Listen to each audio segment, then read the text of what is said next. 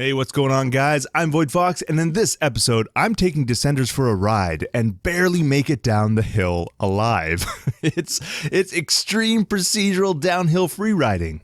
But is it any good? Is it any good? Okay, so right off the bat, I'm dropped into the starting area. It served as a practice zone where I could warm up and freely practice skills using the environment for things like bunny hopping, wheelies, skids, things like that. And then there was these tracks that were accessible from this area where I could practice my stunts and just downhill shenanigans. This was awesome.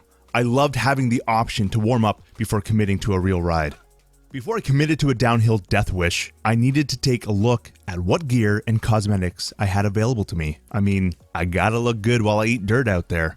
It looks like there's lots to unlock. Helmets, goggles, bikes, pants, shirts, and it also looks like we'll be getting more customization options during the early access development. And honestly, can we really get enough cosmetics? Okay, I'm looking snazzy and I'm ready to descend. Starting a ride was straightforward, actually. I just picked a world and the game procedurally generates the rest. The terrain, the tracks, it's all procedurally generated, which I thought was super cool. It then tossed me directly into my first track. I actually enjoyed the optional flyby view of the track. It allowed me to see what I was up against and plan out my ride as best I could anyway. Luckily, it's skippable for the times that I just wanted to jump right into the action. So speaking of procedural generation, I think Descenders is a fantastic example of this. In fact, it suits this game amazingly well. It forced me to be reactive, testing my reflexes as I race down tracks and take tight corners while coming within an inch of my life as I thread the needle between two large boulders, bunny hopping a series of logs, then hitting a loop-de-loop into a big air jump where I 360 tweak my bike with a clean landing, racking up major reputation points. And holy hell, whatever you do, don't blink. There's one little thing that slightly irks me, however. The game has a slight screen shake while riding, and this is of course to simulate the bike riding over the rough terrain. But for some reason, and this could just be me, it made me feel as if my frame rate was ever so slightly janky. Which is not the case at all, because I was running fairly smooth, it's just how my brain was perceiving it.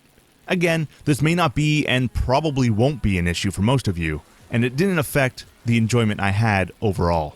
Now, when finishing a race, I noticed my rider likes to cross the finish line in style with a slide skid.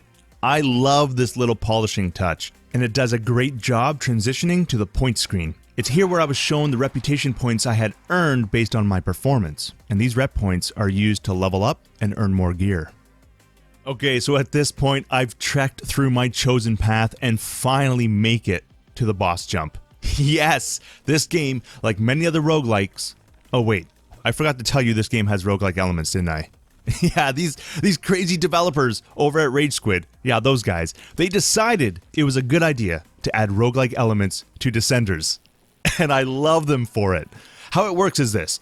You have health, and each time you crash, you lose health. And when your health reaches 0, it's game over and you have to start all over again. Luckily, the game gives us challenges per track, and if we complete these challenges successfully, we earn health back. Okay, back to the boss jumps. So like in a lot of roguelikes, there are bosses. Descenders is no different except for how it portrays these bosses. In Descenders, bosses are jumps. Big ass, dangerous, crazy motherfucking jumps. Ooh, okay, so that didn't go so well, but you know what? This wasn't the only time I crashed. In fact, in this game, I crashed a lot, and I have a feeling you will too. There are just times where the need for speed is greater than my reflexes or quick decision making. Listen, sometimes you just gotta go fast.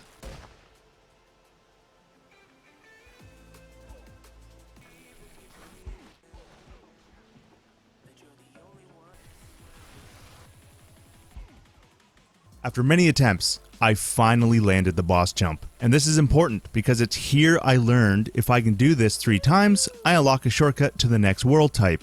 But even more importantly, landing boss jumps feels so damn rewarding and honestly, a bit relieving, especially when you land the jump without crushing your pelvis. Okay, so I beat the boss jump, which now meant I could go on to the next themed world, which is cool. It's like a forest world, and here, once again, it's procedurally generated, all the tracks, the terrain, everything. And with it also comes new challenges and stunts, and objects to crash into. It kept things familiar while still making the game feel fresh, and it also made it a bit more challenging. Other than the super amounts of fun I was having, earning rep and unlocking new gear definitely gave me something extra to look forward to. I still have a couple more worlds to unlock as well. Oh, speaking of rewards, there came a time where the game asked me to choose a faction to represent. Let's be honest, they were obviously scouting my mad skills as I tore up the tracks with my face. By doing so, you unlock the ability to earn faction-specific cosmetics. I went with Team Enemy. Who you going with? If you're Team Enemy, let me know in the comments. The rest of you are dead to me. Team Red, woo! Alright, so obviously I'm having a great time with this game. Now at some point in time I had to stop playing, right? It was here I found out there was no save and quit option. I'm sure it's part of the challenge of the game, but it sucks when you're on such a good run and need to leave. I definitely wish I could continue where I left off. And hot damn the music. Just listen to it.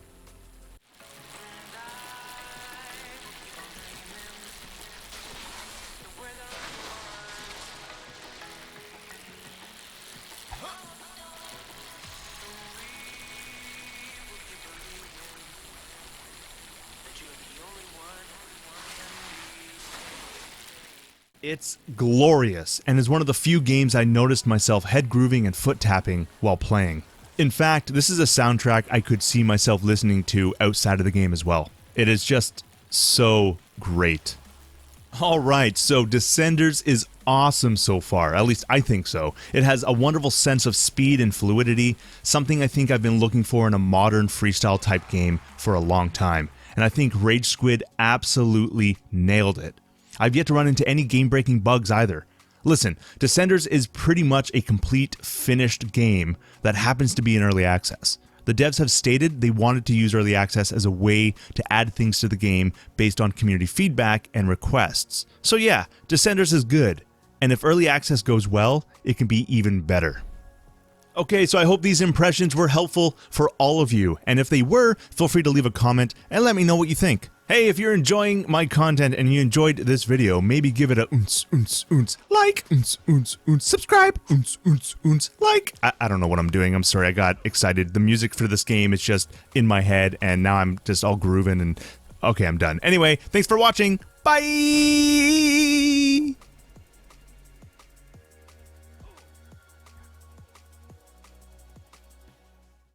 Is it any good?